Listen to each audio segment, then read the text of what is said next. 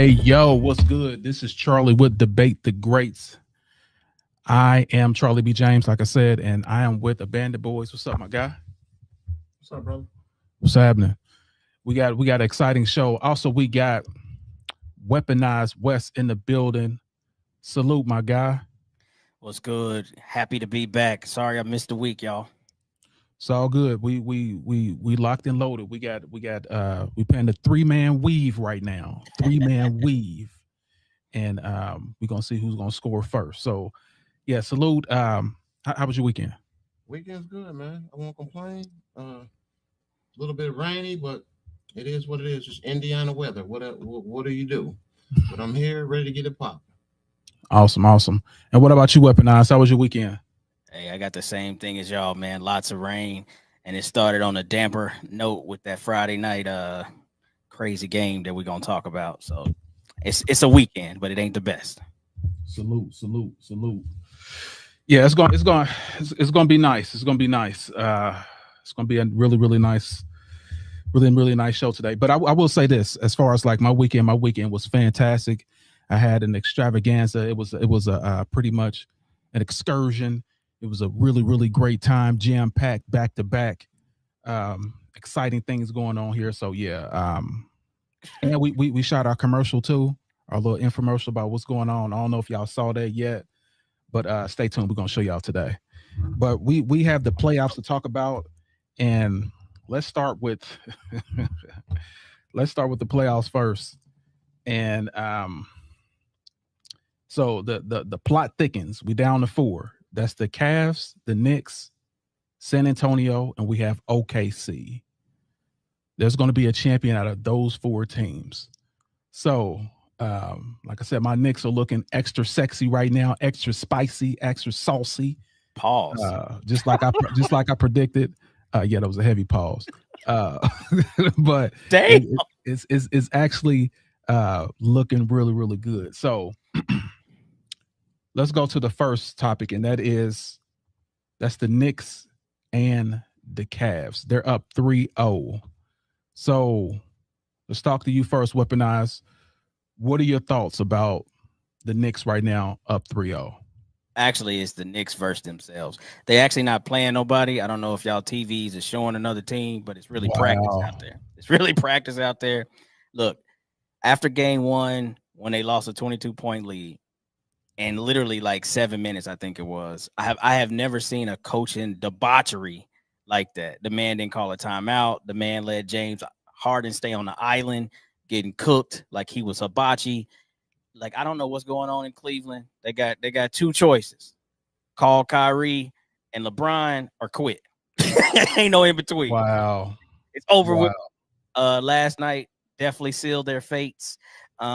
It's kind of wild, man, because this series was kind of supposed to be a battle of the stars. You know, you got two stars, 2.5 stars on Cleveland with James Harden and Spider-Man Mitchell, and then you could say Evan Mobley, and then you got 2.5 stars, I would say, on New York with Jay Cat, and then maybe like Mikal Bridges or Hart, whoever you want to give that last one to. But New York's running all over them, man, and I don't think the NBA really care about this series no more. It shifts.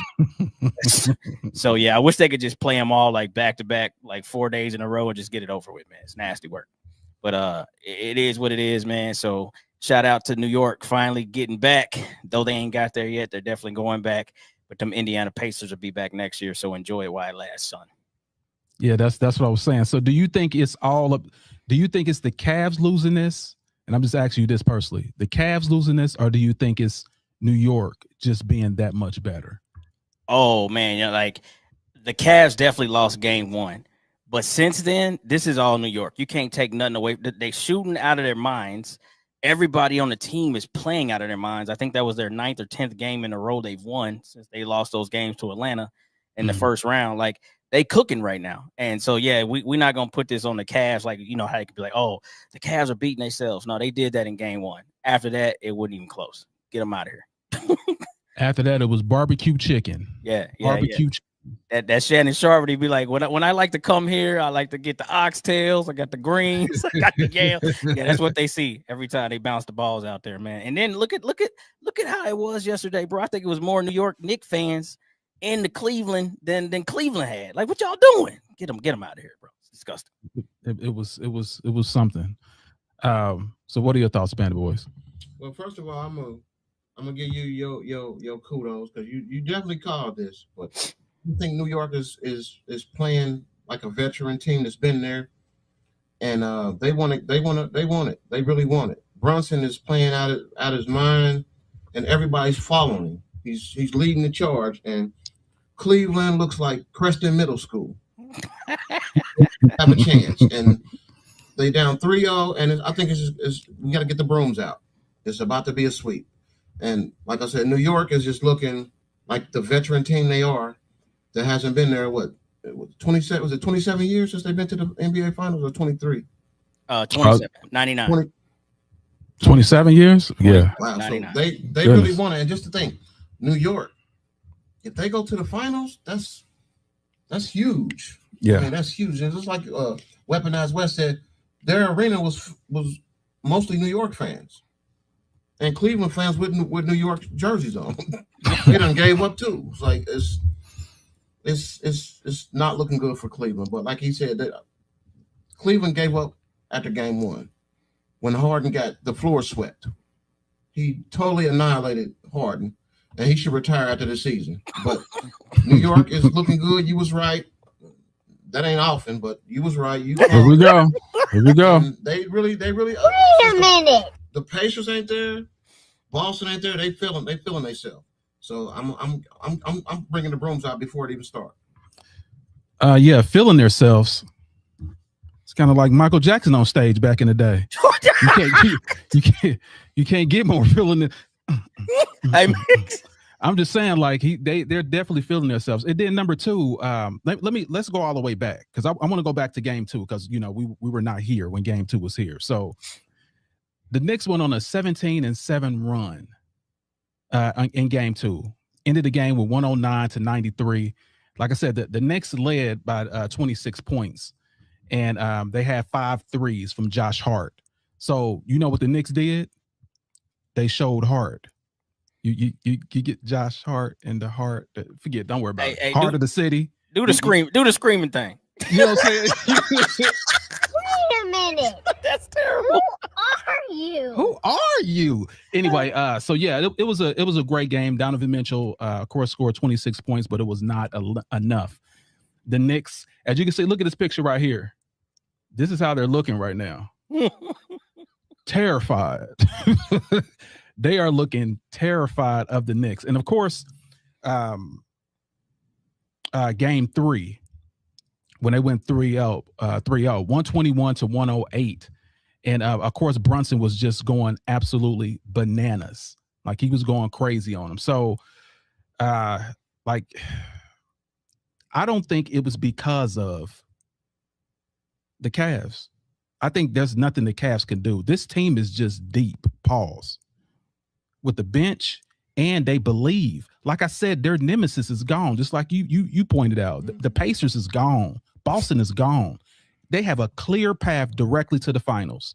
And like I said from the beginning, if they didn't take advantage of that, shame on them. But now they're starting to believe, like, literally, no one's going to stop us.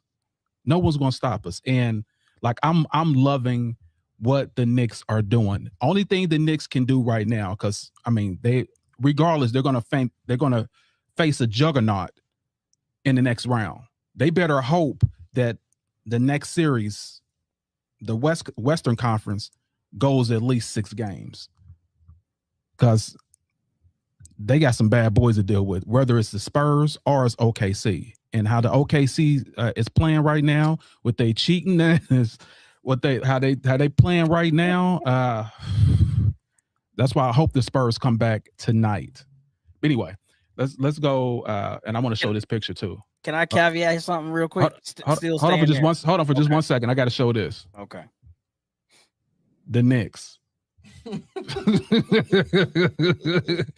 Fear the beard, fear the Knicks. Anyway, go ahead. What you got to say, Weaponized? Because he's the one to our points, all of our points on this platform, way back when this thing started. This dude right here, I think he's actually cheating, bro. Like, look at his second halves in all 3 games.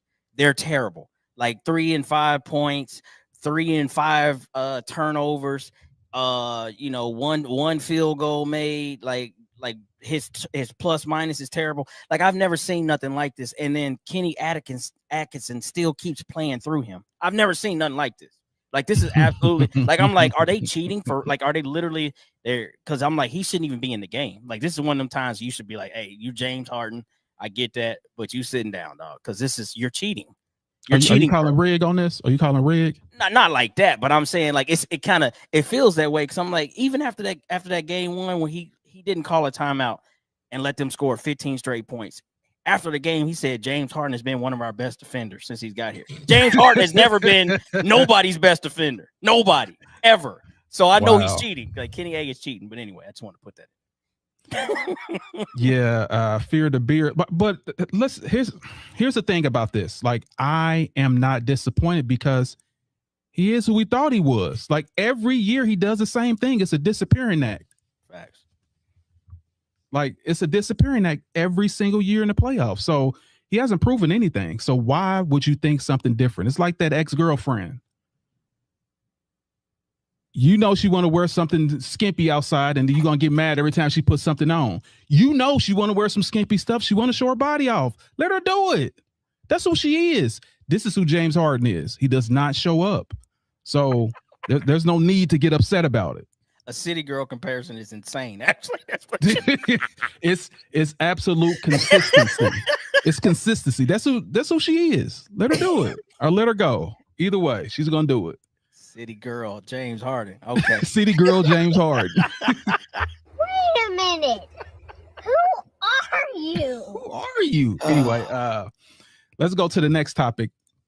The next topic is the Spurs and OKC, baby.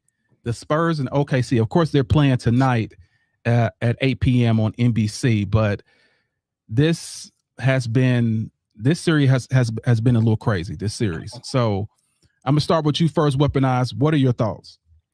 First, I'm gonna just talk basketball. OKC has been more physical than San Antonio since game 1. It's evident. No, like, nobody's gonna debate that. I don't want to be that guy to say the refs. But before I say the refs, let me talk about.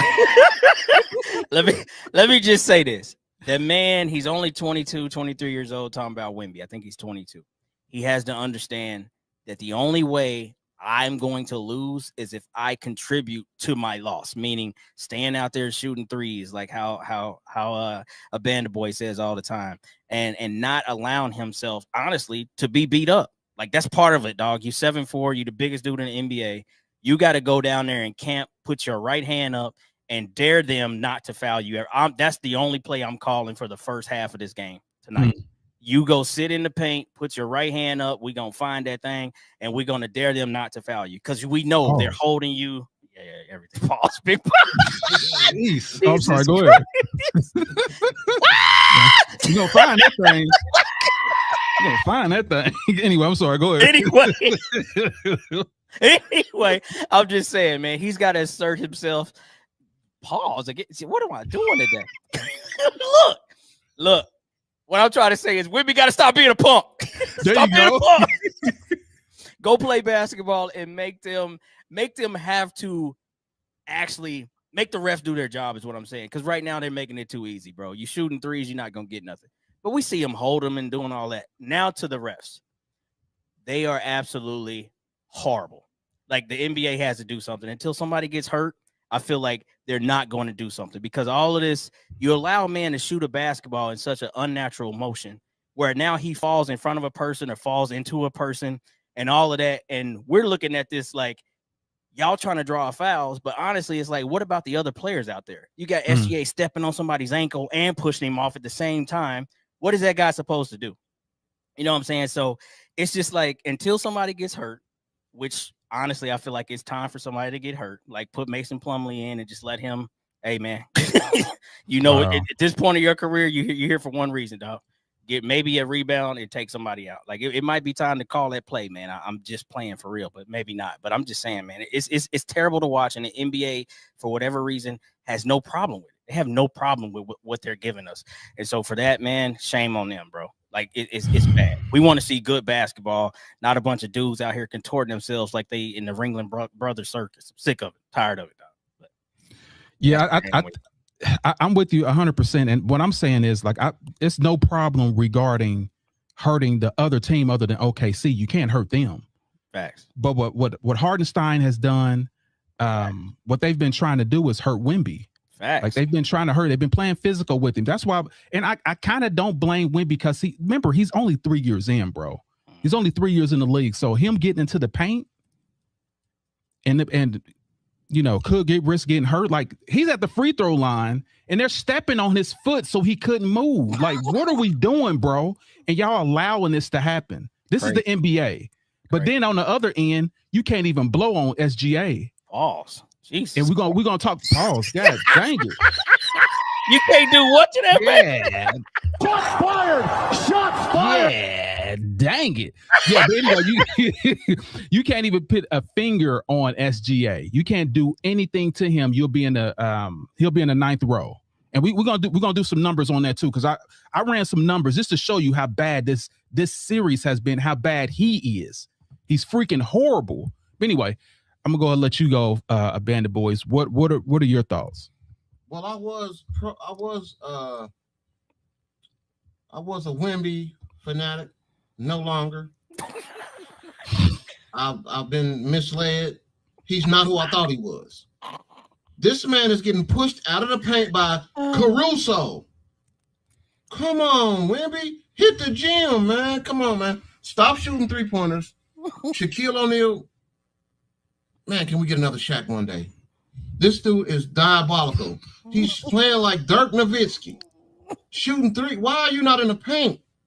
Like, did you see? They had Lou Dort checking him and Caruso. He has 3 or 4 inches on both these guys. He can't even push him in the paint. Pause. This is horrible. I'm done with Wemby.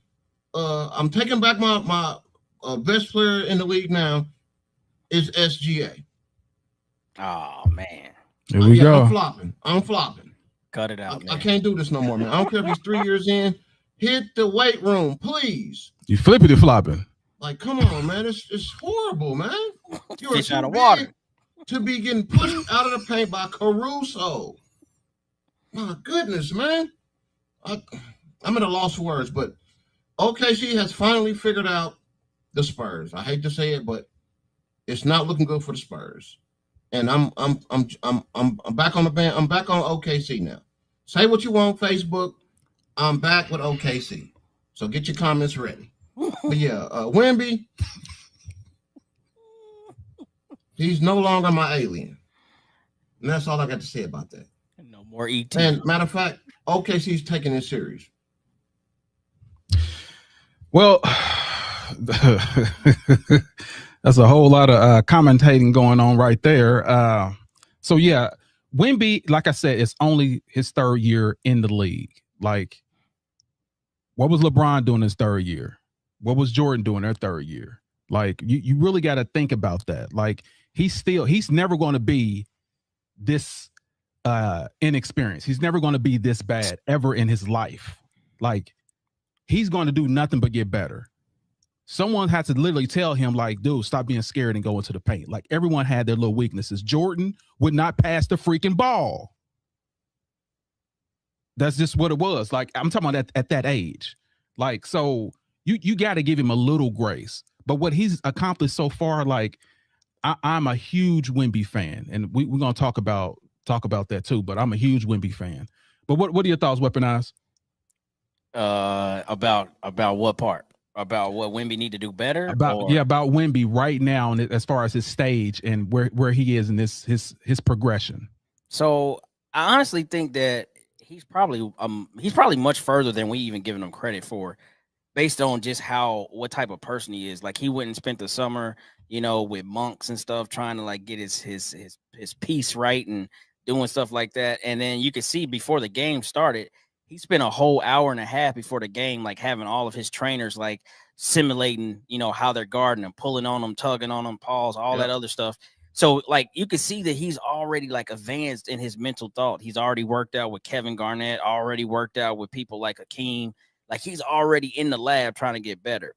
The thing with Wemby, though, if there is a thing, it's understanding that each possession, especially in these big moments, matters. You see a lot of possessions where he's so humble. He's like, okay, we didn't get it this one, we'll get it next one. Okay, we didn't get it that one, we'll get it the one out. And then before you know it, they down 15 points. So I feel like he's got to understand, like, nah, man, like I didn't get no touches for the last 3 trips down. When we call a timeout, we're gonna talk about that. Like the coach shouldn't have to tell y'all, give me the ball, right? But he's got to assert himself into the game plan and like, hey, everybody's shooting threes on the court to include him. So somebody's got to be able to change that narrative at that moment. And I think that's where he's going to get better. He's going to look at this series, win or lose, and study how he was able to go from the most talked about person in game 1 to people already slandering him in game 3, saying that he playing soft. Like that's a wild turn of events. Right. The game 1, he was the greatest thing we ever seen in life. By game 3, he's soft and weak and all this other stuff. So, that's how fast it'll change on you. So I think that's what he needs to study. That's where he's got to improve on, being that every possession matters, especially against a team like OKC. Facts. Yeah, he was a monster in game 1. Like he's making everyone look like Munchkin Land or something. Like he was a Jolly Green Giant, just slamming on everybody. There was nothing they could do. But like I'm saying, like they adjust. That's what the playoffs is about, adjustments, and they adjusted well. So I got we got Keith Lindsay on the line, in the chats, and he basically said, "Bro, got to be an MJ fan, switching up like that." It is. Thanks for watching, my guy. But yeah, you want to leave your comments so we can hear you and see it right here. Go to The Greats Pro. That's on YouTube. Go to The Greats Pro on YouTube, and we can basically put your comment up here, and we can talk about it. But salute Keith Lindsay in the building. So yeah, let me see what we got in the chats right quick. Mic check, HVAC. Mic check. What's up? Happy Sunday. And that's Daniel Berry Sports Highlights. Make sure y'all go and check Daniel Berry Sports out. Absolutely dope channel. Yeah, so let me go here to I just pulled up what Reggie Miller said, and we're talking about SGA now. So now I just want to go back to him for a second. Let me see. And essentially what Reggie Miller is saying, let's see if I can maximize this. Basically, Reggie Miller saying, I don't understand what foul baiting is. We didn't say this about MJ. MJ went to the line 10 times. Now,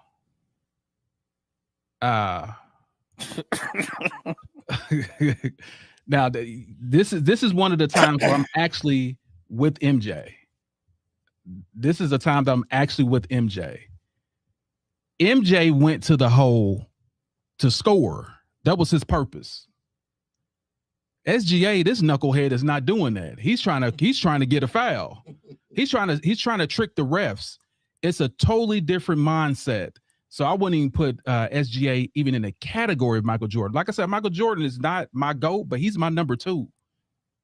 But as far as scoring and efficiency, and as far as like having heart, he has that. He played that in the game. He's not foul baiting. So Reggie Miller is totally offline with this whole rational of thinking. So I want to hear your thoughts first, Weaponized. What are your thoughts? Look, man, I hate to have to slander somebody that's a Pacers legend, bro. Hall of Famer Reggie Miller, one of the greatest 75 or whatever. The problem is this, man. He is the guy that started this in his own way. So of course he doesn't see anything wrong with this. He had his own version of this, and he's the main guy. When you think about, well, where did the flopping and the flailing start, and the cheap free throws and all that? It's Reggie Miller, dog. Oh, wow. It's Reggie Miller who started that. Like you said, Michael Jordan goes to the cup. like nobody ever had Reggie Miller rules. Nobody ever had Reggie Miller rules. That's not a thing. But they had Jordan rules, and it was when he drive to the basket, kill him. So yeah, he gonna shoot free throws because of the absolute the plan. I think Chuck Daly went in the locker room and just wrote 187-23. That means kill Jordan every time. That's what that meant.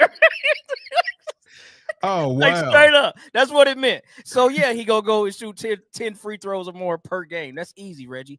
But this ain't that, man. This is literally like somebody who's preparing for acting class. They like, all right, 3, 2, 1, go, and then see who can fake the most and get on the free throw line. That's what he's doing. His facial expressions look like the drama mask, bro. He's making all those weird, scary moving faces. It's like it's bad. This is terrible basketball, and he's too good for that. Look at SGA in year 1 when he was a Clipper, and he was a rookie.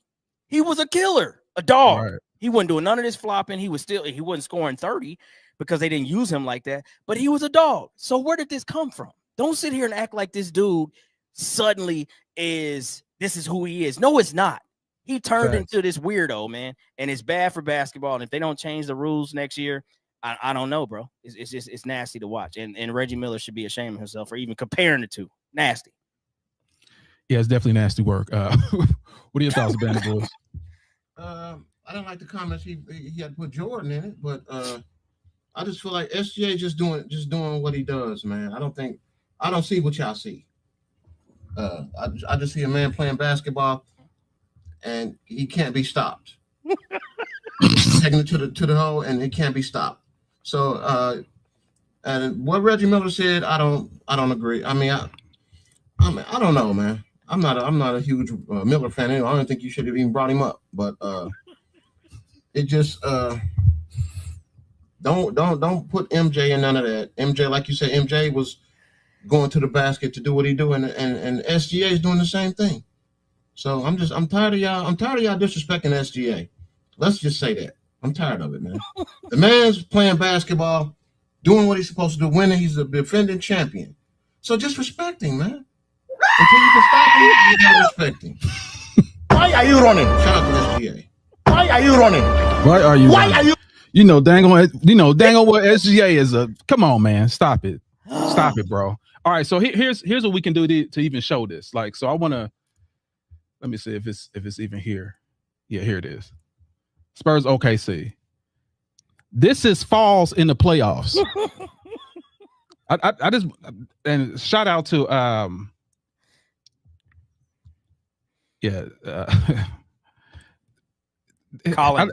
Colin Cowherd. Yeah, Cowherd. Like, here's the thing, bro. Like, this SGA compared to everyone else that's playing. Look at Jalen Brunson. 9% he falls to the floor. He's the smallest guy in there. He's fallen to the floor 17% in this finals. 39 falls, 224 shots. That is diabolical. Like, he's fallen to the floor that many times. This is the MVP of the league. He's fallen on the floor more than anybody. He's acting just like Weaponizer was saying. This is an act, bro. He realized, I got an angle. He went from scoring 20-something points to now 30 because you know what? That's 8 points of straight fouls, faked out. And this is your king? Well, give him the Academy Award then. Hey, I'm just saying, like, he needs to get it together. This is absolutely crazy. You're the MVP of the league. You're on the floor more than someone that's 6'1". Dude, take a butter knife and stab yourself until you can't breathe. Like, that's how I feel. This is ridiculous. Like, absolutely ridiculous. Look at the stat. Look at the stat, Charlie B. Nobody's keeping this stat. You have to keep this stat because he's playing. This is not a track stat nowhere else. What kind of stat is this? Falls? Like, dude, I had to because I was like, why is it so hard to watch this guy play? Because he's doing this. Jordan never did it. Pippen never did it. Like, no one has done this. That's why it looks so terrible. Anyway, he's a great actor though. He should go ahead and sign up for the for some type of award show. He's awesome. When Ryan Coogler make a basketball movie, we know who. That's what I'm saying. He could have played Shuttlesworth, Jesus Shuttleworth. This dude is ridiculous. Terrible. Get the hell out of here. So speaking of that, so now we're gonna talk about the Spurs. Like, and this is the next topic. How let me see who's in the chat though. Carlton Johnson's in the building. Terrell's in the building as well. Salute y'all, Mr. Terrell. We in the building. So as far as like the Spurs, how do they get where they are right now? How do they get to the youngest team to be in the playoffs that make it this far, the Western Conference Finals? How did that happen? So I'm gonna start with you first, Weaponize. How did that happen? I mean, well, probably the second greatest coach to ever do it behind Phil Jackson. And it's arguable. Some people argue he's even number one, Greg Popovich. Of course, his health took him off the sideline, but it elevated his position to president. And he is a master of building teams. Since he was the head coach, going all the way back, he's always utilized the entire globe to make a team. He was the guy that was always prioritizing, like, who are these young kids that are doing things in Europe and FIBA basketball, i.e. Tony Parker, i.e. guys like Manu Ginobili. Like, he's always just known how to get elements of great players to San Antonio. Small market, no excuse. We still build foundational teams. Of course, Duncan and Robinson, as the anchors, but building that team around them. And I feel like he's continuing that. And working as the president, he's just putting his stamp on it now. Now, the issue that with the Spurs roster, as good as they are, they only really have one true piece that's a veteran, and that's De'Aaron Fox. Because I can't even count Harrison Barnes because he's not part of the rotation in a heavy way. And I think that is something that this San Antonio team will take into consideration going forward, win or lose, because you need that. Like, these young guys, they know how to play. But their most veteran young guy that's a starter is like Vassell. He's like 24, 25 years old, but he's been with the team like 5 years. And we're depending on him, as you should. He's got NBA experience, but it's nothing like having like 2 or 3 guys that's been in the league, that's been on deep playoff runs, or hell, has won a championship. Now, Harrison Barnes has done that, but he's not part of the rotation no more, for real. So I feel like that's the only thing that this team is lacking, some true experience that you can count on. Like, I'm not counting on Luke Cornett. I'm not counting on Kelly Olynyk.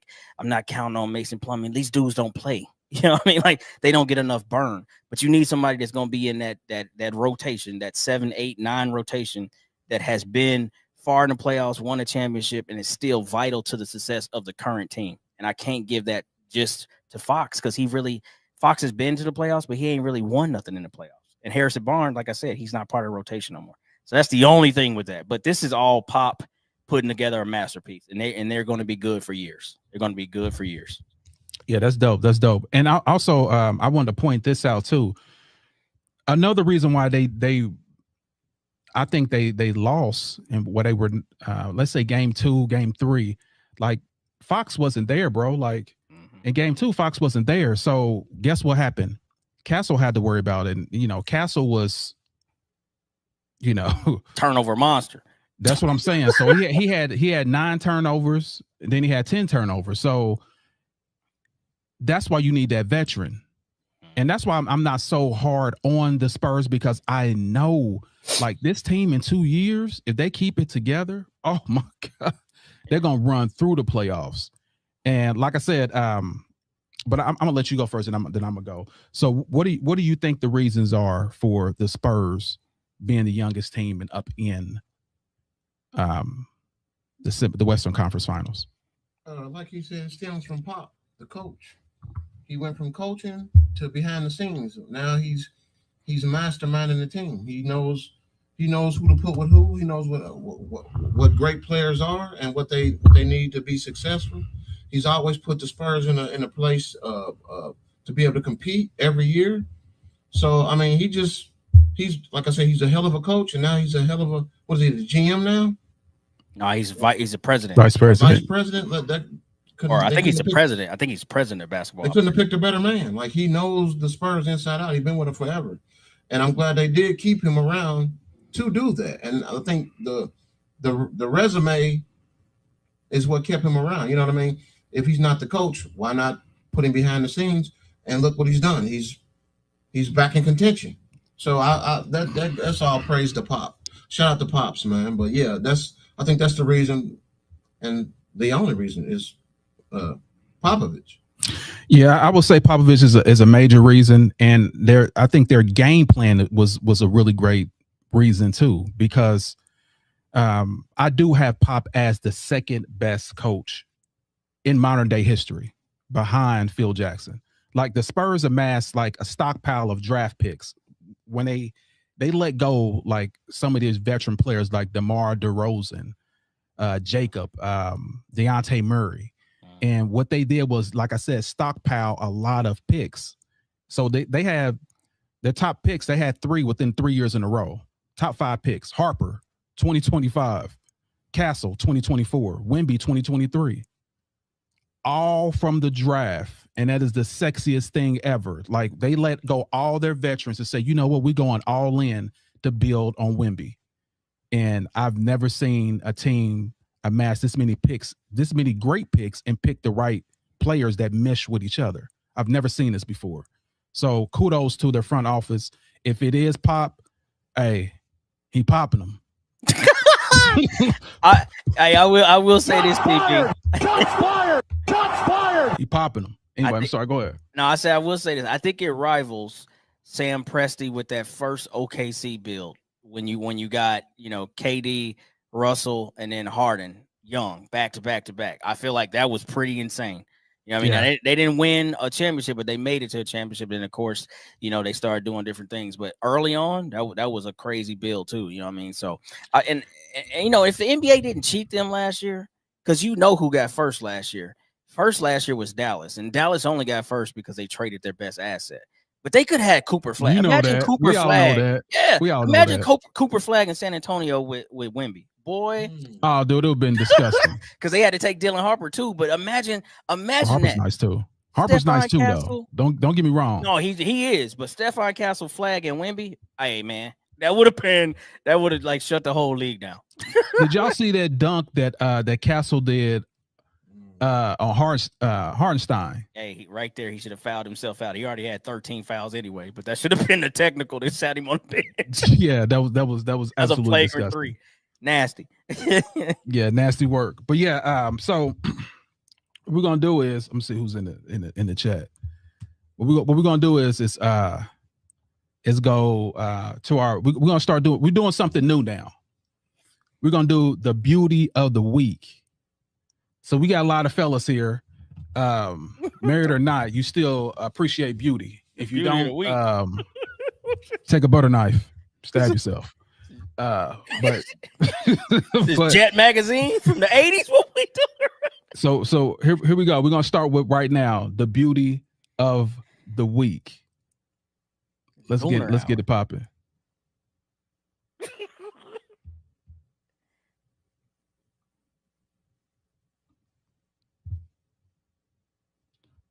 Let the body roll. That boy got his own Gooner hour.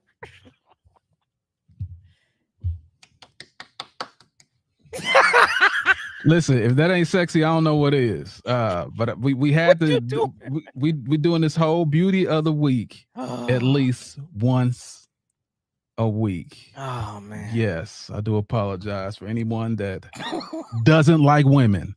Cut it out, man. Hurt yourself. Anyway, so now we're gonna go to like I said, we talked about our promo. I want to air the promo right now so y'all can check it out.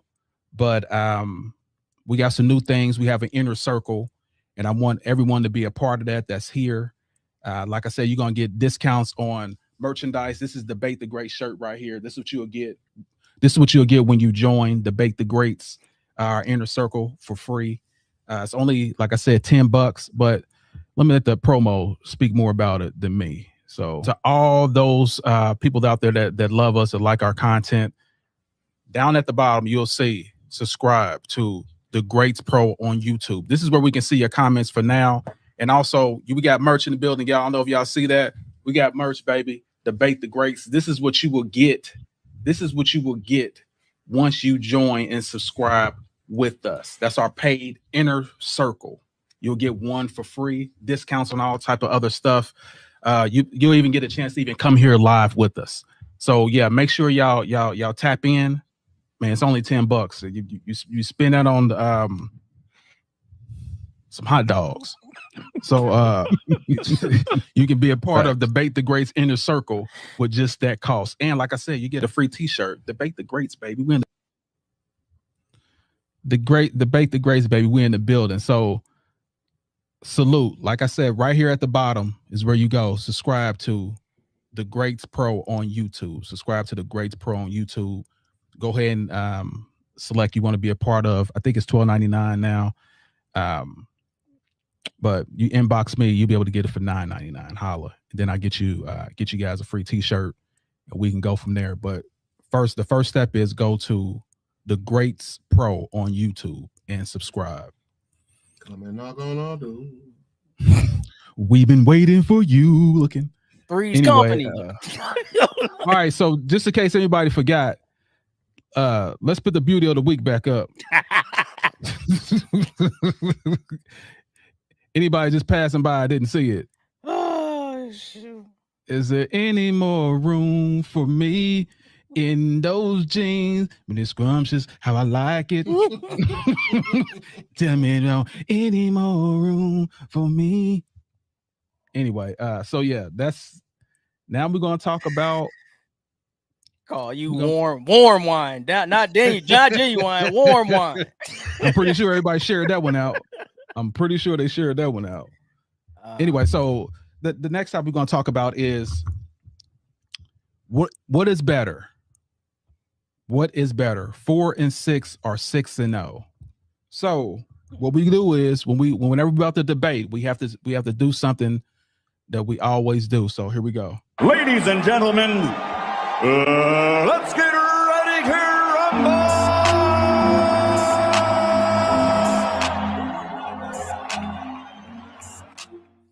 Let's get it. So I'm gonna start with you first, Weaponize. We're going with you first because you are the Jordan souvenir having career following the goats of goats. That's yours. Tell me, make your case why 6-0 is better than 4-6. Okay, man. The first thing people talk about is LeBron went to, I think, 8 straight finals. Of those 8 finals, I think he won 3. He won 3 of those first ones. However, Michael Jordan went to 6 of 8 when he started going to finals. The only ones he didn't go to, he was out of the game. And then he came back in a half season. And of course, we know what happened. They didn't win. But then he picked right back up with another 3-peat. So I'm gonna keep it a buck, man. This is simple for me. A great player has done what LeBron has done before, just hasn't won as much as LeBron. Jerry West is 1-8 in the finals. That's the logo. He went to the finals all the time and won 1 stinking time. Now, LeBron has won 4 times, so you got to give him that, but he still has a losing record in the finals. That takes nothing away from what it takes to get there. But just getting there and not winning, like, it doesn't propel you into another stratosphere of greatness. It just says that you were a really solid player and you kept making it to the big game, but you didn't win it as much as you lost it. That's what that says. 6-0 says you beat everybody. Everybody lost. It don't matter who showed up, you lost. 6-0 will forever be greater than 4-6. And I'm sorry, because if it was 7-3 and 6-0, I might have to lean that way. But 4-6, man, that's a losing record. 1-8 got you the logo. So LeBron is definitely in line to get the next logo because they like losers on their chest. So there you go. Wow. He should get the next one. Y'all just got to pick the picture. Which picture you gonna pick, Charlie B? Which photo of LeBron you want for the logo? That is wild. You want this one? They only pick logos. That's ridiculous. Okay, got you. That's it, man. That's it. Pretty straightforward. Okay. Is that it? That's it. That's all I got. I don't think it need to go any further than that. Oh, and of course, 6. You know, he got all the MVPs too. I mean, everything you wanted out of a champion, Mike did that on the biggest stage. And I know that y'all. I know that you care about the players, so we're not going to sit here and act like they don't count, man. But it's not the same, bro. I know you know that. It's not the same. Scottie Pippen and Dennis Rodman is never the same as Dwayne Wade or Kyrie Irving or AD. It's just not the same. Dwight Howard and Ron. It's not the same. Come on, man. Cut it out. I do want to say this before I let the Bandit Boys go. Now,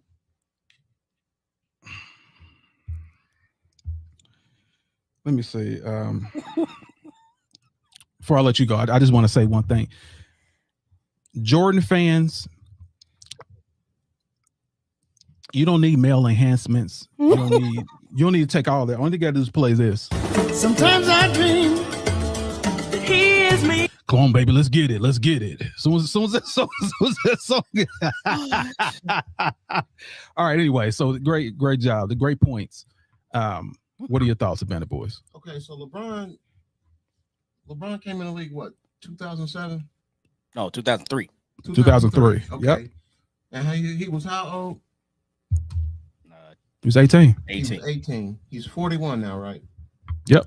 He's had an amazing run, man. I'm not taking nothing away from LeBron, man. He's doing things that some of that my GOAT wasn't doing when towards the end of his career. I get it. But my thing is this. 4 and 6. I'm not impressed. It's diabolical. You went to the finals to what? To be there? Wait a minute. You went there to be there. 4 and 6, okay. You went there 10 times, okay. You won how many times? Can you read it? 4. 4 times. Horrible. To be considered a GOAT. Matter of fact, to call yourself the GOAT. That's where my problem is. You called yourself the GOAT. You just delegated, I'm the GOAT. The hell with your peers, I'm the GOAT. No, you're not. 6-0, Michael Jordan has defeated all odds every time in the finals. He didn't just go to eat breakfast. He made the breakfast and ate it. What the? Nothing else to say. 6-0, 4 and 6. You do the math, Facebook. Jordan the GOAT, the greatest to ever do it. And LeBron is number 3 behind Kobe. I said what I said. Next. Okay, let's talk about this Kobe thing first, because before I even dive into that, like we need to dispel this bull crap immediately. What you mean, man? What do you mean? What I mean? Let me explain to you. Kobe has 5 rings, right? How many of those was he a Robin? Don't even. I want you to think about it first before you respond. How many was he a Robin for those 5 championships? 2.5. Number two. How many times did he win MVP? He automatically discredited from being in the GOAT conversation. Automatically. Just those 2 things alone, he's out, because Jordan and LeBron has that. Let's just keep that real. And what years did was Kobe reigning reigning over that he was the best player in the game? 1, when he won an MVP. The rest was LeBron was in there and Shaq was there. That's my problem with Kobe. There's and on top of that, let's start about how he started his career. Kobe got a Rookie of the Year. You do know LeBron and Michael Jordan have a Rookie of the Year, right? This is baseline to be the GOAT. You have to start out being good. Kobe disqualified. I love him to death. Rest in peace, my guy. But no, you don't even qualify to even talk about GOAT. You can't even say bad. Cut it out. I'm just saying, like, that's ridiculous. Even talk about Kobe Bryant. I love the dude. I love him personally, but dude, you there's baselines you don't even cross. So he can't say nothing, dude. Stop it. Wait a minute. All right, so now let me go ahead with my case. Your Honor, I am here. I promise to tell the truth and nothing but the truth, Your Honor. What I'm about to give you is straight truth in game. Bailiff, take him into custody.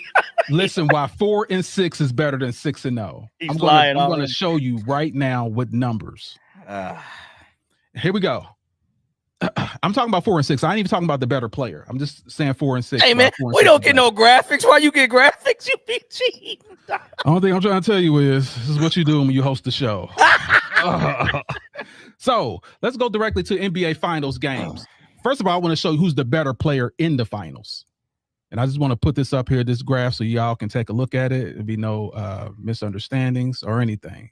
So 40-point games. Who scored the most 40-point games? 7. More assists, 10.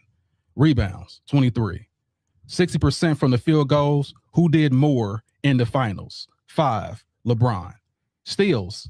Who has 3 steals a game in the finals? 10. Blocks, 5. Triple doubles, 8-0. So who outperformed who as far as like in the playoffs? Let's just make that clear. It's LeBron James. He outperformed Michael Jordan. Period. All right. So we starting with who did the most. I just want to dispel all that first. Now we're gonna go to who was the most efficient down the line. When the game was on the line, who was more efficient? Let's just take a look and see. Let's see buzzer beaters. Jordan has 3. He's 5 for 11. Go ahead shots in the playoffs. We're talking about playoffs.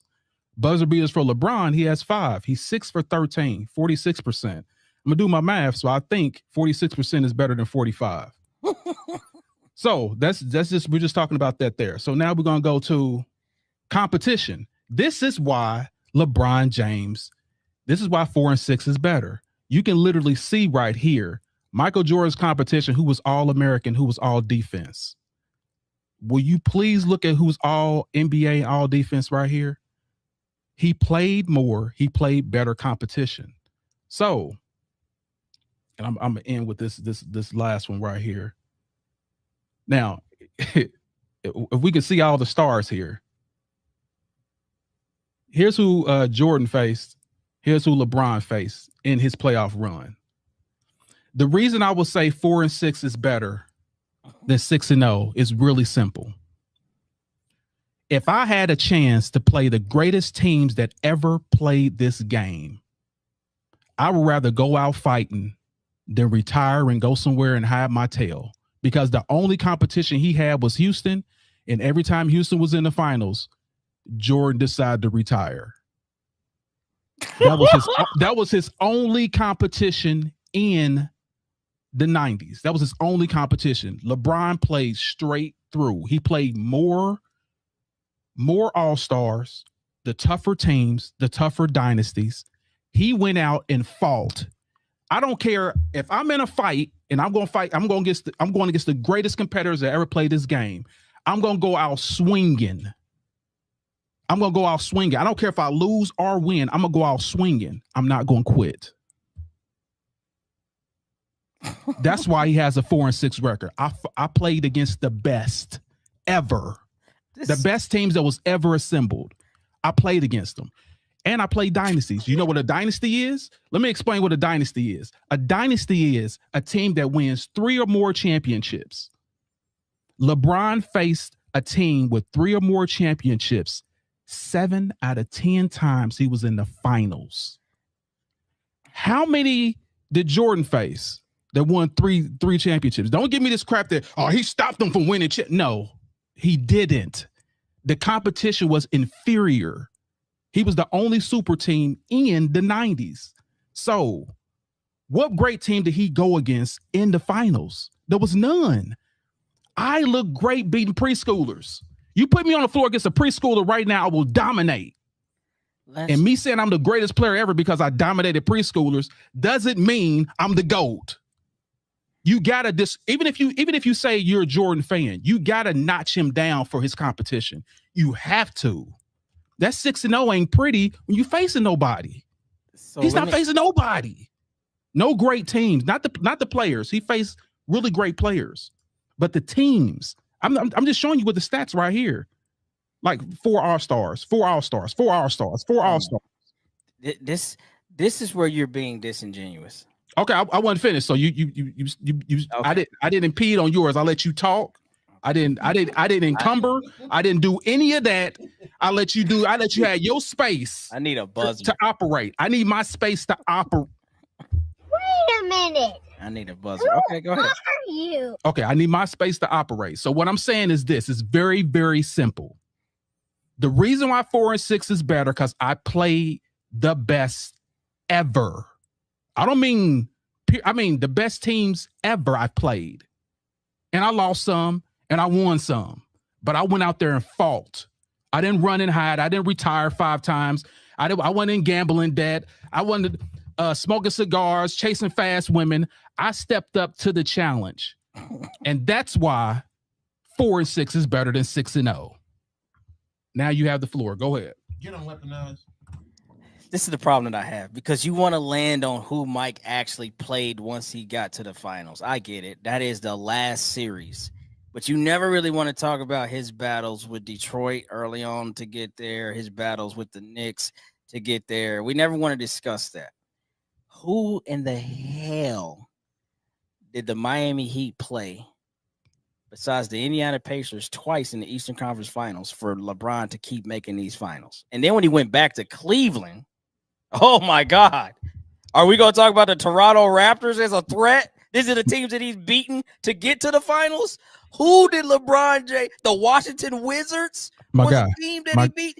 What, my guy. Hold on. Come on. We're talking about in the finals. Hold on. Let's talk about that first. We're talking about is 4-6 better than 6-0? Let's talk about that first. Yes, then we can go. I told you yes, but you use playoff stats when you talked about buzzer beaters. You was like, that's playoffs. So I'm saying in the playoffs, okay, who did he have to beat to get to that final dance with the Warriors or Oklahoma City or whoever else you want to throw? Who did he have to beat to get there? He beat us. He beat the John Marshall, Amberwood squad that went to community night and dominated. He beat you, Todd. I was on the bench. Y'all 3 started. Ray was out there. Okay, so Arnell, this is who he beat to get to the finals. Cut it out, man. So I hear what you're saying, but what you're missing is as far as like that Chicago team was dope and the Indiana Pacers were who he had to deal with, and he had to deal with Detroit. So and he had to deal with Boston. So please don't forget that there was 4 All-Stars on Boston, bro. No, it wasn't 4 All-Stars on Boston. No, they didn't beat Boston. Kevin Garnett. Rondo that already won championships. Yeah, like you said, already won and over the hill. That next year they got traded to Brooklyn because they were cooked. Okay, so they won a championship. Then the next year they were over the hill. No. I said when they won their championship in 2008. Think about it. They won in 2008. Okay, and then they went back and Kobe beat them in 2009-10. Y'all didn't see them until like 11-12 when they put that team together. That don't count no more. You can't say the big 3. They're cooked at that point. They're not good no more. Okay, so regardless of what you're saying, they were there. There was a team with 4 All-Stars on their team. There was a team with 4 All-Stars on their team. Now let's go back. Let's go back to Michael Jordan. When Michael Jordan came through in 1991, you got Google right there on your phone. I do. In 1991, when they finally made it through. Guess who had career-ending wrist surgery? I knew you was about to say that, man. Okay, so what are we talking about? If you had to wait to a 6'1". You had to wait to a 6'2" guard get injured. That's the only reason Jordan made it to the finals. So we swept. You know it. I know it. What's Isaiah's career average? It ain't enough to say he mattered. And when you want to talk about somebody had 4, he led his team to 2 championships back to. Dude, he's the only player to beat Jordan, Magic, and Bird.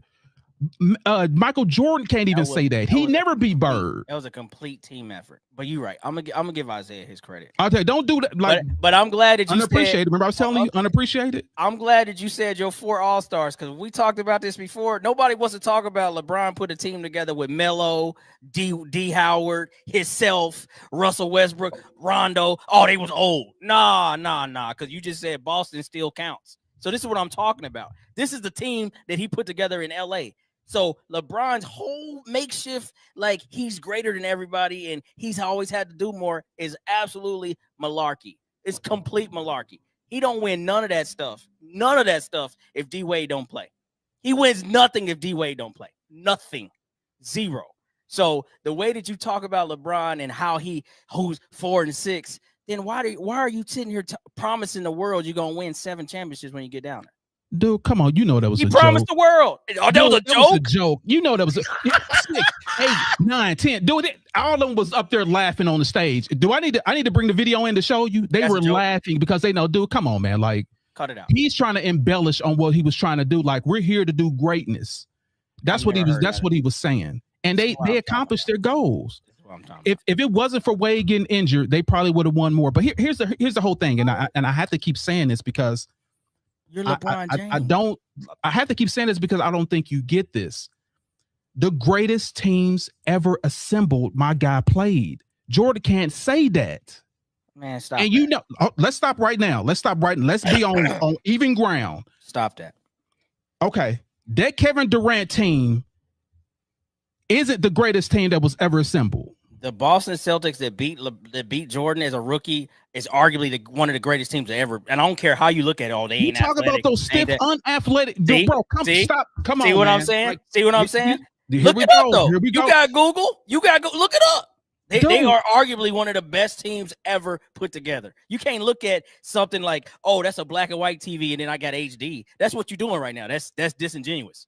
Okay, what's disingenuous is we both know that when you're in the 90s and the 2000 athletes, the 2000 athletes are 20 times better than these 80s athletes. You know it, I know it. So cut it out, bro. That Celtic team wouldn't be able to get water for the for the Warriors. Come on, man. 20 times more athletic. That don't make them better. Yes, they're faster, they're bigger, they're strong. If you doesn't make them better basketball. Dude, in anything, in basketball or in boxing, the bigger guy, the more athletic guy will win. Will beat a smaller guy anytime. If their skills are the same, an athletic person will beat them, period. And don't forget even that the size difference is bigger. Okay. Kevin Durant has a small forward. Who's checking him? Larry Bird? See, and I knew you was about to do that because that's where everybody want to go. But if that's the case, if you could say that right there. Who's checking Steph? Okay, wait. So if you could say that right there, then that means that anybody that averages what Larry Bird averaged is better than Larry Bird. Not a big name. No, like I didn't say that. That's what you're saying. You said they're more athletic. Durant is better than bigger, Larry Bird. They're stronger. Those type of things. That's what you're talking about. That's they're what stronger. I'm saying. They're faster. Yes. Kevin Durant is better than Larry Bird. You think Kevin Durant is better than Larry Bird? You think Dennis Johnson is better than Steph Curry? Because that's who would have been checking. Steph Curry, Dennis Johnson. I think their team is more physical than what anything they've ever seen. So they have a chance. I'm not saying they're going to win. They got a chance, all right. And on the Monopoly board. They got a chance on the Monopoly board when you flip the card over. They got a chance, all right. See how people do, man? It's like the water changed in 1999, 2000, and suddenly, everybody born after this day gonna be better than everybody else. No, man, cut it out. They can jump higher. Yeah, they can do that. Just like I believe right now, the Warriors team, there's gonna be a team because of technology will be better than that team. But that team has to be in the future. You could say this right now. You can say this right now. And I'm not a fan of either one. But you take OKC, how they're built right now, coming off their title, and you put them against that first Warrior team with KD. Who wins? Mm-hmm. Who wins? They don't have the stars. They don't have the Clay, the Steph, the KD. They don't have that. But who wins? This OKC team. Against what team? This OKC team right now, coming off their finals, and then that first KD Warrior team. Who wins? OKC or Golden State? Golden State all day. I don't know. Dude, listen. I don't know. This is how bad it was. This is how bad it was with the OKC. With the Warriors. They wouldn't even play their full staff in games during the regular season. They had guys taking days off. Clay don't play today. Curry don't play today. They were that good. They were so good. When they got to the playoffs, they were so dominant. It wasn't even close. Let me show you something right here. Then, let me show you something right here. This is how good that Warriors team was. My guy was first in points, rebounds, assists, steals, and blocks. I'm talking about for both teams. He was number one, and they still lost. So what does that tell you? No. What does that tell you? That team was supreme. You was not beating that team. No. I don't care what he could have done. There was nothing he could have done. He showed you. I'm the best in points, rebounds, assists, steals, and blocks on both teams. And we still lost. Because you're talking about a single player versus Dude, an entire Warrior, team. That's that Warrior team was just that good. They were good. That doesn't even make sense. You had the best coach ever. You already had the best coach ever, Steve Kerr. Hold on, I'm gonna let me land. So what I'm saying is this. So that team right there had the best season ever. They literally have the record for the most wins in regular season history, right? Not the KD team. Not the KD team. No. Let me see. That's not what I'm saying. Do you remember when they had that record, right? 9. Yes. They had that record, and then they added KD. What are we talking about? But never beat that record. So what are we talking about? I don't understand. Because they didn't have to play the full staff. They knew they went for that record. If they would have went for the record with KD, they would have beat the record. That's how good that team was. They didn't take away anybody. They just added KD. That's how great that team was. They resting people. They're resting 2 stars at a time.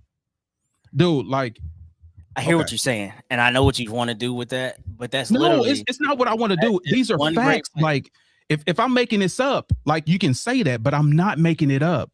The team that has the all-winning record added KD to their team, the second best player in the game. The OKC Golden State hypothetical would be way better. And I hate OKC. I don't necessarily hate Golden State, but I hate OKC for the way they play. But the way that their bench plays, they don't need a bunch of dudes to lead in none of that you just showed. Like the Cavs needed LeBron to do all that just to have a shot, and they didn't have a shot. That's the difference. You got 10 players that are going to go out there and play against your 10 players. And I know who you got. You got KD, you got Steph, you got Clay. That's pretty incredible. But you see how these dudes are playing, these OKC. I hate to say it, I'm giving them credit, but you see how they play. Yeah, we're definitely getting totally off subject. What we're talking about is we're talking about the 4 and 6. Is it better than 6 and 0? I'm trying to explain why the 4 and 6 is better because it's better competition. That's what I'm trying to explain. Better competition means even if you're a Jordan fan, you have to admit that.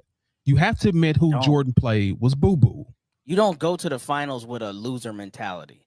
I'm probably not going to win this because they're better than me. You already lost. You think he went with a losing mentality with number 1 and all those things? Yeah. Like, cut it out. No, they had a better team. He was the better player. He was the better player. They had the better team. Just like Jordan had the better team. That's why he was favored 6 and 0. He was favored 6 out of all the times he went. LeBron wasn't favored all the times he went to the finals. He was not. And that's a fact. Whose fault is that? Like, that's what I be trying to. That's when we had these conversations. What do you mean? Whose fault is that? Whose fault is that? Because you know what?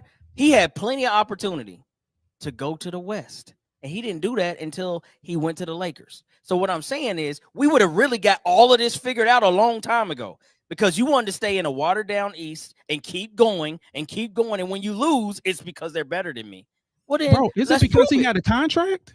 No, it's not. Yeah, he had a contract with the Cavs. Then he signed his own contract with the Miami Heat. After you left the Heat, he signed don't forget, LeBron's never broke a contract. I get it. The Lakers, so when he's there, he signs. It ain't his fault that whatever happens in that criteria. But what I'm saying is, in the finals, yes or no, LeBron had better competition. This is a yes or no question. I'm asking you first. You asking me first? Yep. Yes or no? Did LeBron have better competition than Jordan? You see this? No, yeah, I had to think about it. Yeah. Yes, because there's 2 series where Mike had better competition. 3 actually. All right, give me the Lakers, give me the Suns, and give me that Seattle team. Give me those 3 teams as more difficult competition than playing non-KD Warrior squad. Give me that all day. Steph and Clay is who you worried about. You talking about the team with 1 all-star on the team? Who? My Suns with Barkley. And you got a defensive player, but you sitting there with 4 all-stars on yours. See how you do? This is no, I'm just saying, like, dude, you can't say. What does that have to do with anything? We both know the Suns. Whoever Jordan played was outgunned. We know this. Whoever Jordan played, he outgunned him. He had a better squad than that team. No, he did not. What team was better than Jordan's team? What year? Please tell me. The first three Bulls teams was not nothing to be like, oh my God. No, they were not. You had Jordan and Pippen. Horace Grant is an all-time 11.8 rebound guy. Cut it out, man. John Paxson is not some like lighted up guy. Cut it out. Here's what you're missing, though. Bill Cartwright is a starter? What? Here's what you're missing. This is what Jordan figured out. I wouldn't even say Jordan. I would say Phil Jackson. This is the mastery and mind of Phil Jackson.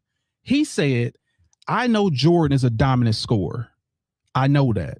So what I'm going to do is I'm going to surround him with the best of everything else. I'm going to give you the best rebounders of the game. That's who he had. And listen, on his sixth run, he had Horace Grant, which is top 10 right now in as far as rebounds for their career. No, don't Number one rebounder. Don't do that. 3-point shooters. He had the best 3-point shooters. He had Scottie Pippen that was all around, the best all-around player in the game. This is who he had. Then he had the sixth man of the year on the bench. Then you had the greatest coach that ever played the game. So yes, man, like that team was stacked more than GD's in Chicago. They were stacked. Look it up. You can Google it. And listen, if he didn't have Horace Grant, he had Rodman. I'm gonna just do this. The greatest ever. 1990-91, first time they win it, or the 91 season. The guys that led the league in the rebound. I'm just gonna give you the top four. Yeah, David Robinson, Dennis Rodman for the Pistons, Charles Oakley for New York, Karl Malone for the Jazz. Horace Grant ain't nowhere. That's what I'm trying to tell you, bro. I said top 10. I didn't say top 5. No, we not. Did you hear me say top 10? I said top 10. Who cares about top 10, bro? It doesn't matter, man. Nobody cares about top 10. It does matter. We care about top 1 through 5 max. I'm showing you how the team was structured. Like you're in like if you want it to be more than what it is. If you say to me regarding LeBron James, hey, that 2011 series, man, you know, like he got his butt whooped. I'm like, you're absolutely right, he did. But y'all, you Jordan fans, y'all don't admit anything. Because y'all don't admit anything. You want it to be more than what it is, and it's not, bro. That first three-peat, that team was not. There's not a Hall of Fame roster.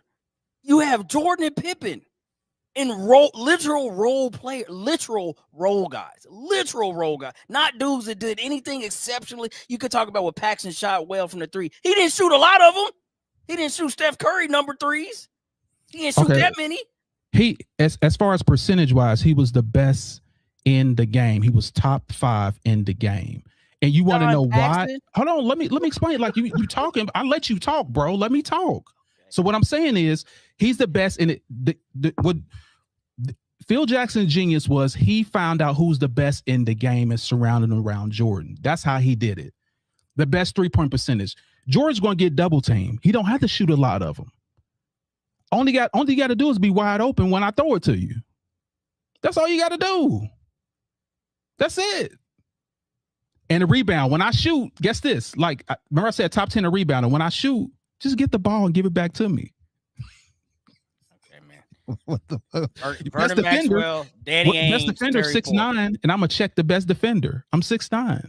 Oh man. So Vernon Maxwell, Danny Ainge, Terry Porter. You know who those are? The top 3 3-point shooters in 1990-91 season.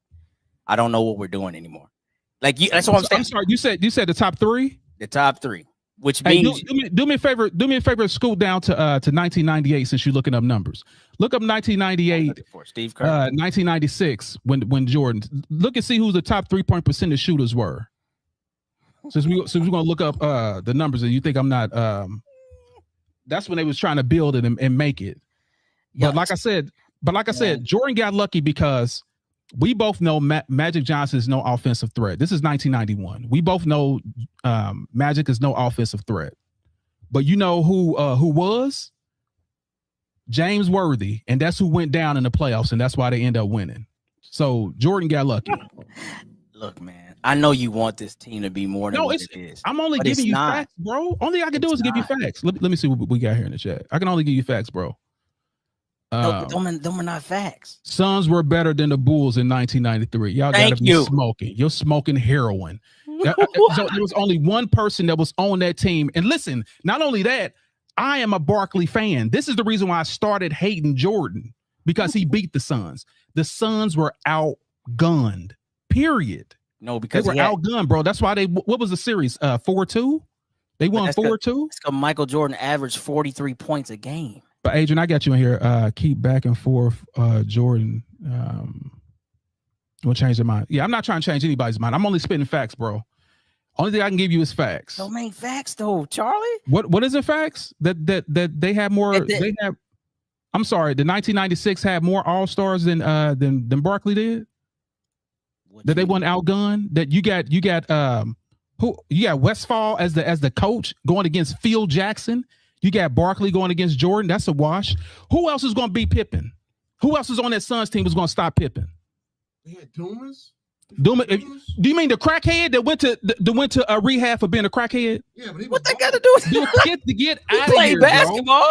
Get out of here. Y'all are super tripping. Y'all people, like, if you let people tell the story, Michael Jordan was on some Monstars type team, and he was not. He was not. Like, I'm gonna tell you this. This is the part that drives me insane.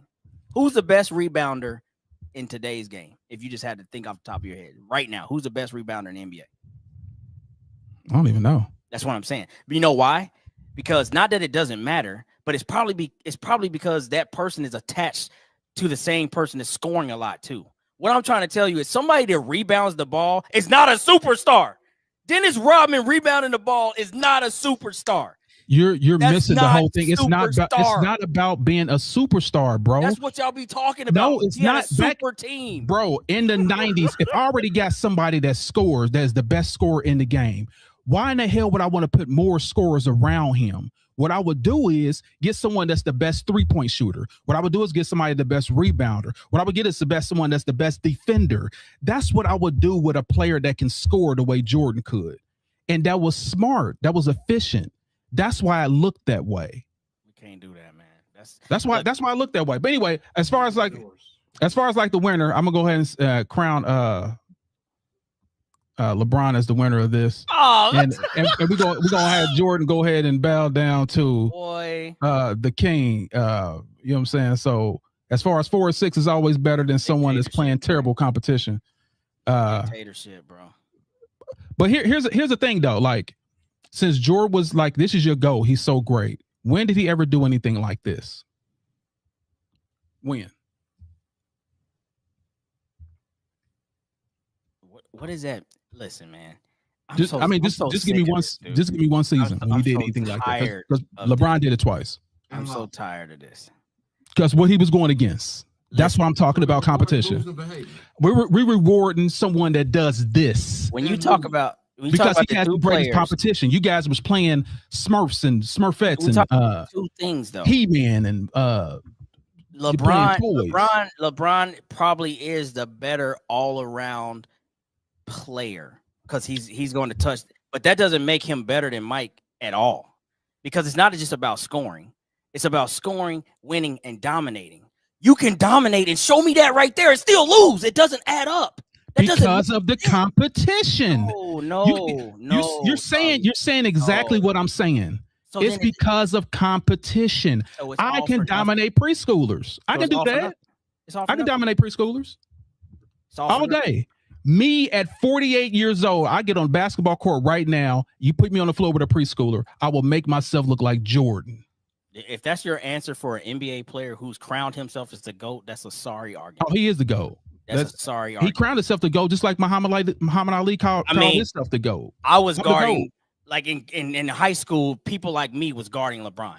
So, of course, he's going to dominate. Nobody talked about that. So now that you got to step up and play against better players, it's suddenly, oh, well, I'm still the greatest, but they just better than me. What are we talking about? That doesn't even add up. This is a team sport, and this is what you guys keep missing. Individually, there's been no one that has led and did more for a team and lost because he played against the greatest team ever. Jordan could not say that because he hasn't played nobody. That's my whole point. My whole point is, you know, my guy's better. He's a better all-around player.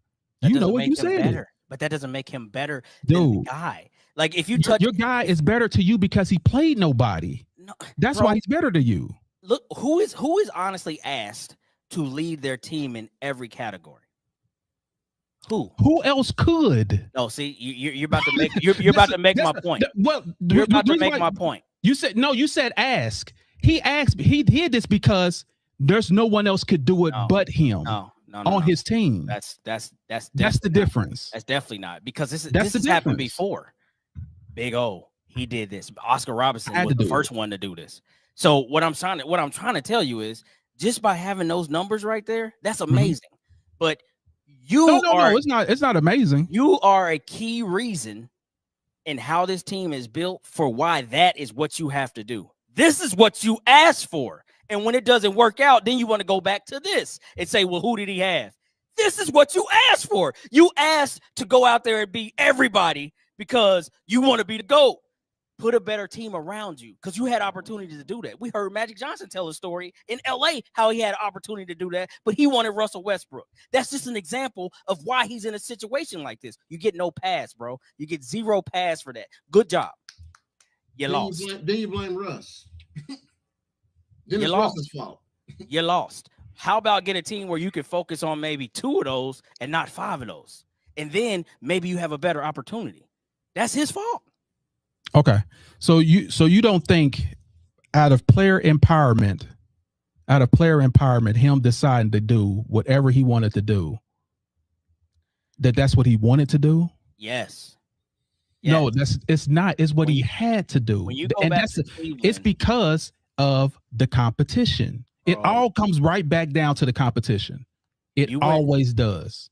Because if Jordan could do all of this that LeBron that did, he would to win because we know who Jordan is. He would do whatever it took to win. But you know what? He never had to because his competition never made him do it. CB, let me ask you this. He never had to rise to another occasion and do something because he was never forced to. CB, let me ask you this because you say this. He played all his contracts out. You're right. So when you go back to Cleveland and you know you're going back to Cleveland with Kyrie and K-Love and you know probably and you know who's waiting for you. That's Steph Curry, Clay, Draymond, and the team they got over there. Do you say to yourself that's enough to beat them before you sign the contract? Answer me that question and answer it unbiasedly because you chose that. So answer me that. Okay. You saying Klay Thompson was over there. I'm sorry. Who did you say again? Who was over there? So, of course, you already have the Warriors that are already built. That's Clay, that's Steph, that's Draymond. This is before KD comes. Correct. So, when you leave Miami and you say Cleveland, I'm coming home, and you know that's Kyrie and K-Love, you're directly putting yourself in that situation as LeBron James being the best player in the world. Are you telling yourself that offseason, this team right now is better than Golden State? We can beat them. Please tell me he said no and still signed the contract. Please tell me he said that. You ready for the answer? Yeah. Because I'm about to lay it on you. You ready? Pause. Don't lay it on me, but tell me. You ready? You ready? All right, here's the reason why. That team would have beat that team if Kevin Love and Kyrie didn't get injured. That's your motherfucking question. Wait a minute. Who are you? That team went all the way to listen, I let you talk. That team went all the way to the finals. Love got injured and Kyrie got injured. That was enough. So what happened in 2016? Stop. No. You asked me a question, I answered it. Now it's my turn to ask you a question because here it is. Those two got injured. His 2 best players got injured. It was only him and Dellavedova. Dellavedova playing the whole team of Golden State.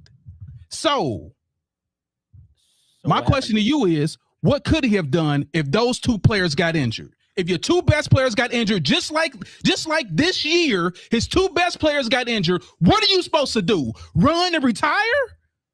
Like Jordan did? Or you going to sit out there, you're going to fight?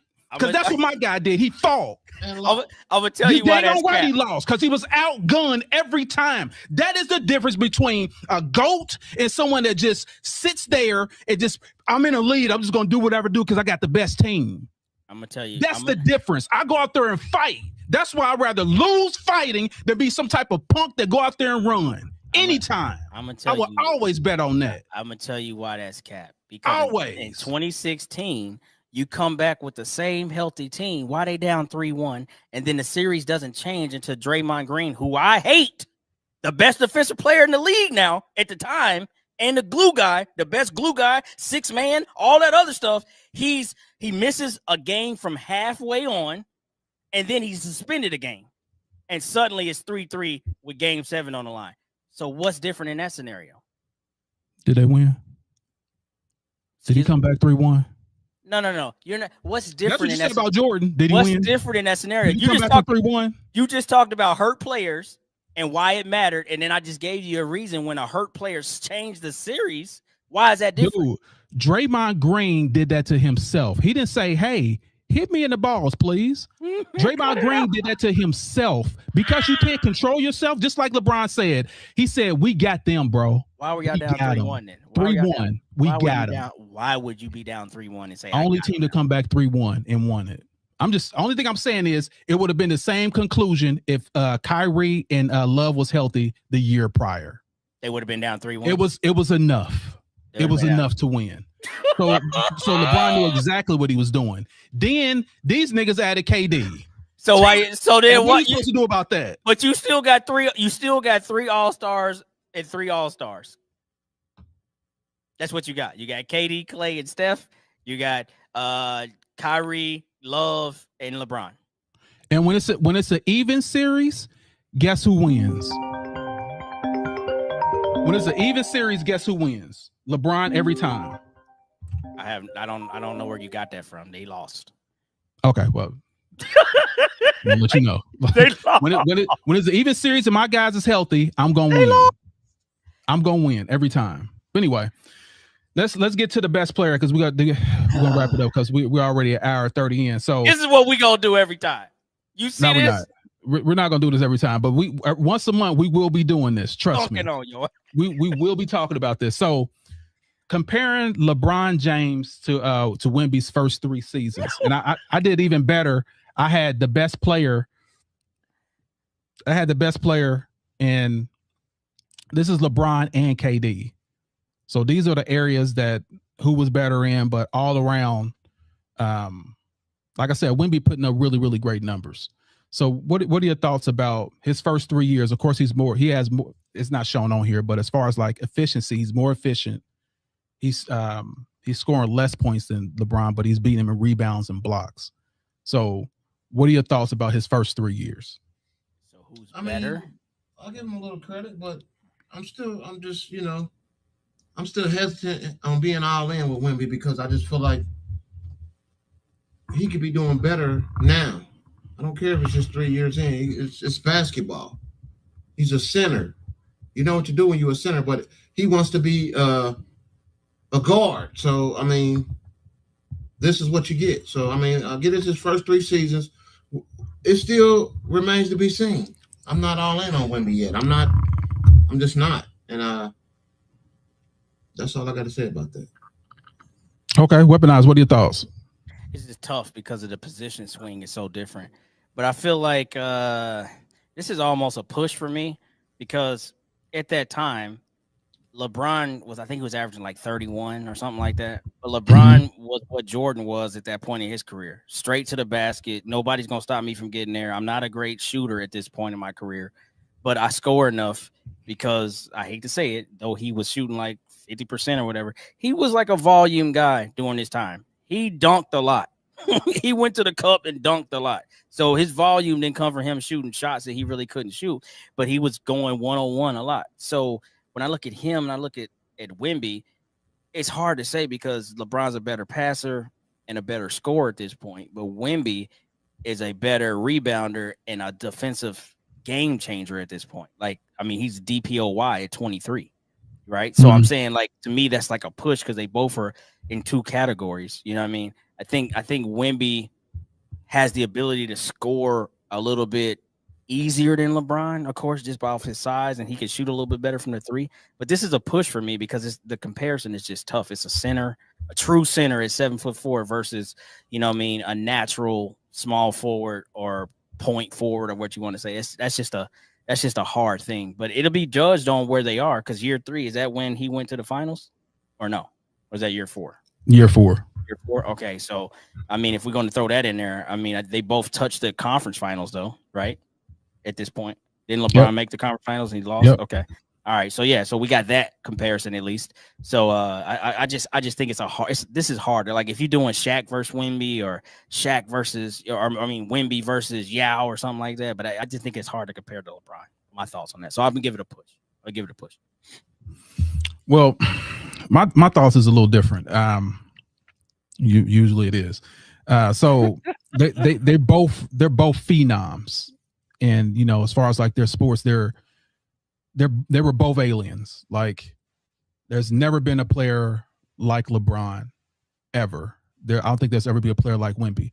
He gets judged on because he has these skill sets that guards have. And because of that, they're like, oh, the dude can just do so much. It's kind of hard to be like, hey, just sit under the basket. And I get why now. Just sit under the basket when I have these skills. I can shoot a 3. I can go between the legs. Like he has so many weapons that it's hard to say, hey, put that gun in the holster. Use your karate. Like, no, dude, like I can do it all. Like I can kick you in the face and I can shoot you while you falling down. Like he just has so many weapons and he hasn't learned yet when to pull out a weapon for the job. Like there's no need to have a gun out on someone that's 6'1", you can just punch him in the face and knock him out when you have more skills in. Like he has to learn that. And I believe once he learns his skill set and when he learns when to pull something out, when not to, when to shoot a 3, when not to shoot the 3, when to go to the hole, when not to go to the hole, he's going to be unstoppable. And like I said, he has a case to be the GOAT, period. He has a shot right now to be the greatest player to ever play this game. Like with his height and the things that he can do, he can be all defensive player. I mean, he can be defensive player of the year every year for the next 6 years if he wanted to. I don't see anyone doing anything to stop this guy. When you're in the paint, your shot's going to get blocked. Wemby is like, he deters a lot of people. So he's effective both offensively and defensively. So that's just my opinion. I just think he has a shot to be the GOAT. And I think what y'all doing is, well, especially at Bandit Boys, prematurely jumping ship. These numbers is crazy. And he's not going to do anything but get better. I hope so.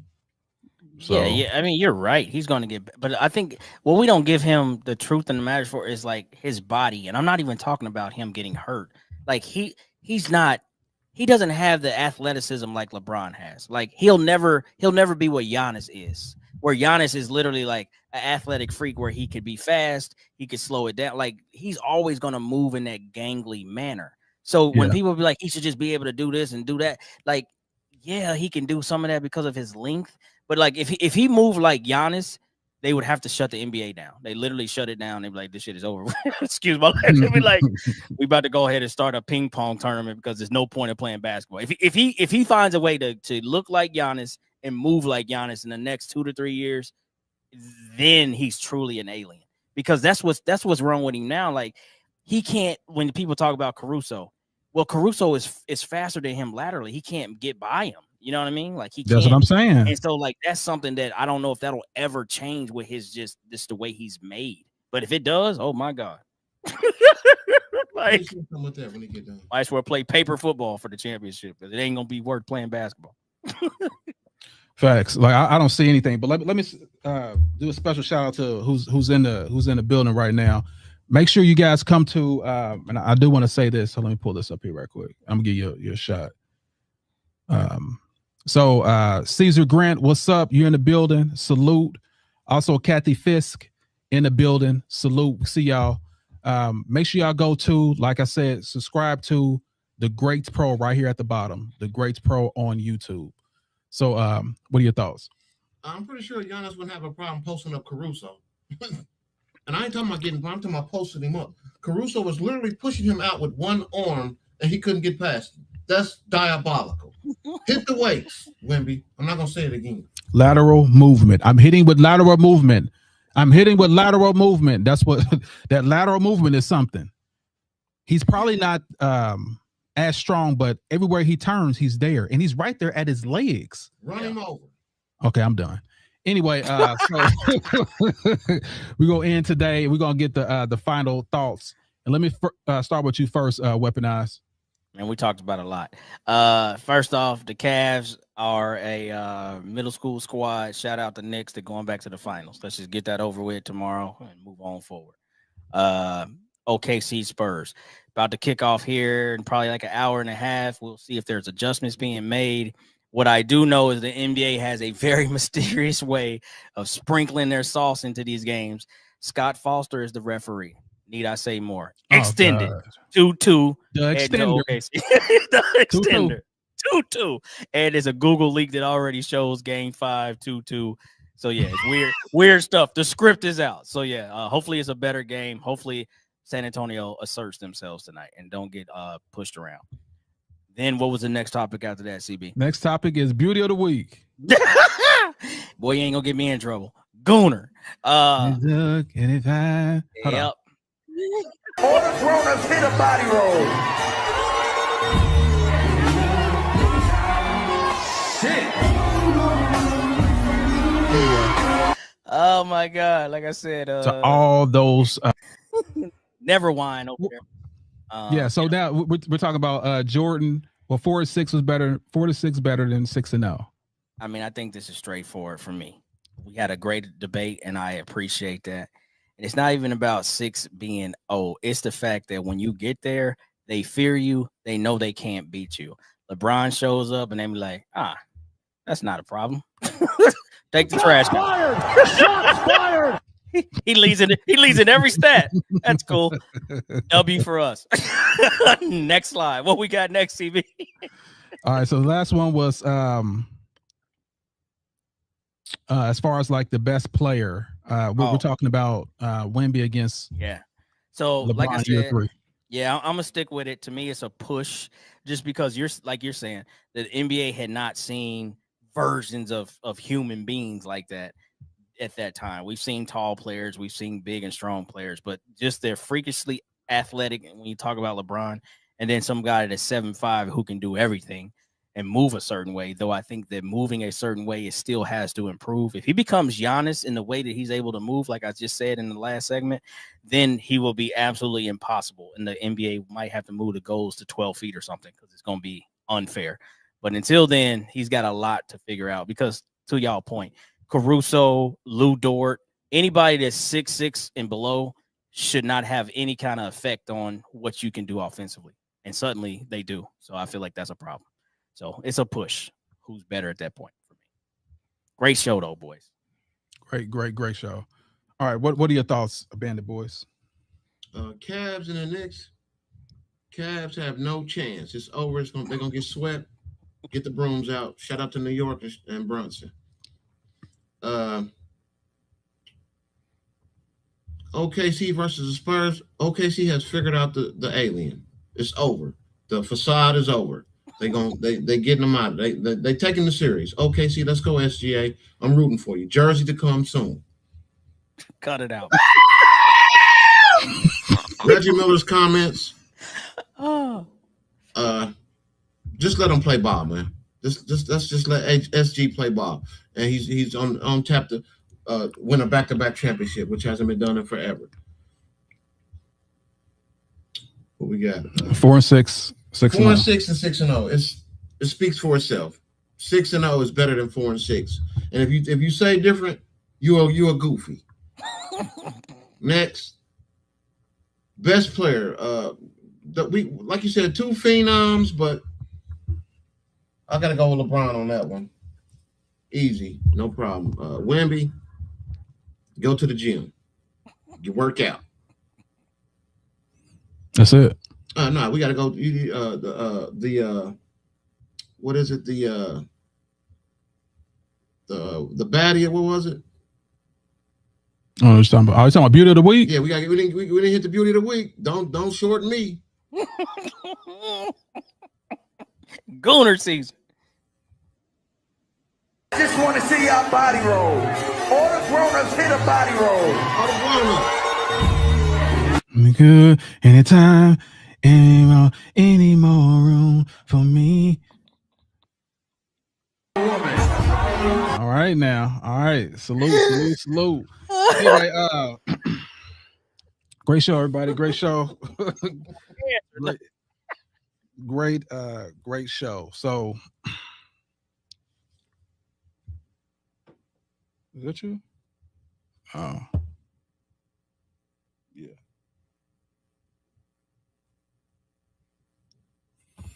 All right. So go on to me. Go ahead and do what I have to do, what I do when I do it. But as far as like NBA playoffs, it's in the game. As far as like as far as like the Knicks and the Cavs, the Cavs are gonna get nicked in their calf. So it's a wrap. As far as like the Spurs and OKC, let's tie this up. Wemby, do your thing, bro.